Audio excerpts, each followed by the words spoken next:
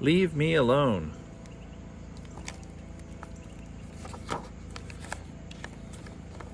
Once, there was an old woman. She lived in a small village, in a small house.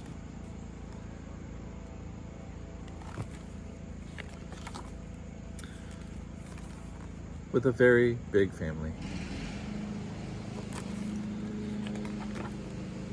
Winter was coming. That meant she had some very important knitting to do.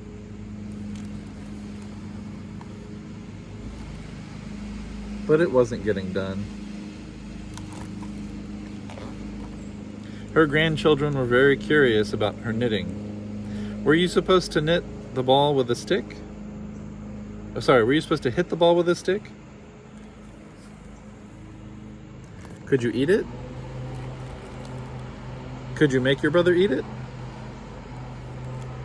Why did the ball get smaller and smaller as you chased it? I think the question is, why do you have so many grandchildren?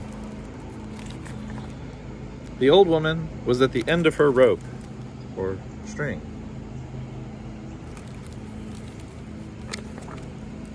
So she made her bed as neatly as she could. She swept the floorboards until they more or less shone. She drank tea from her samovar. She packed up her things in a big sack. And as she left, she shouted back, "Leave me alone."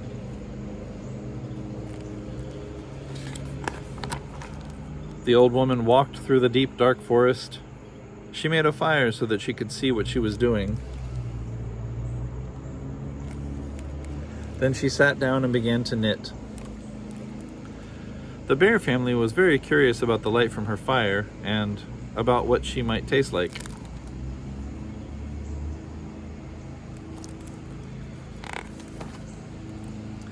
"Leave me alone," the woman shouted. But they didn't listen because bears don't speak English. So she picked up her sack and left.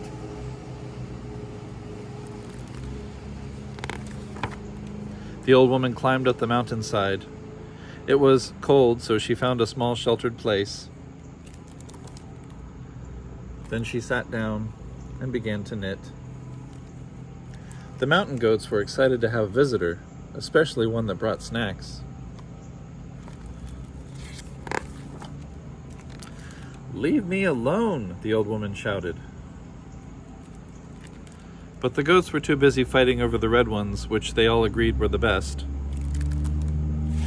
So she picked up her sack and left.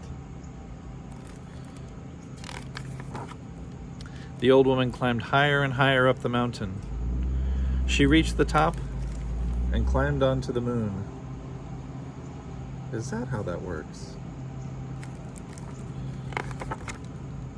She found a rock that was shaped like a chair. She sat down and began to knit. The little green moon men had never seen a woman before, old or otherwise. They examined her with handheld scanners that went beep boop.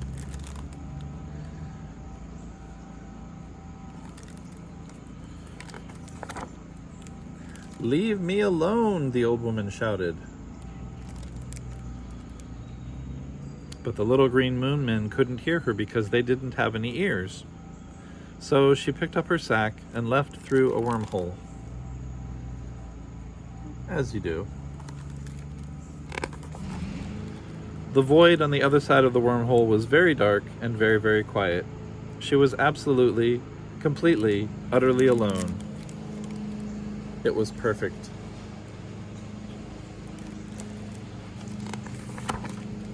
Soon she had no more yarn and 30 little sweaters.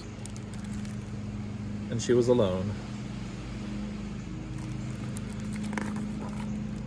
So she put the 30 sweaters into her big sack. She swept the void until it was a nice matte black. She had a cup of tea from her samovar. Then she picked up the little sack and left through another wormhole.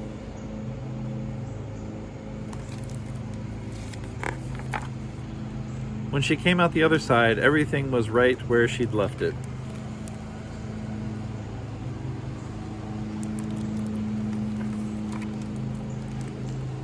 And she didn't say a word.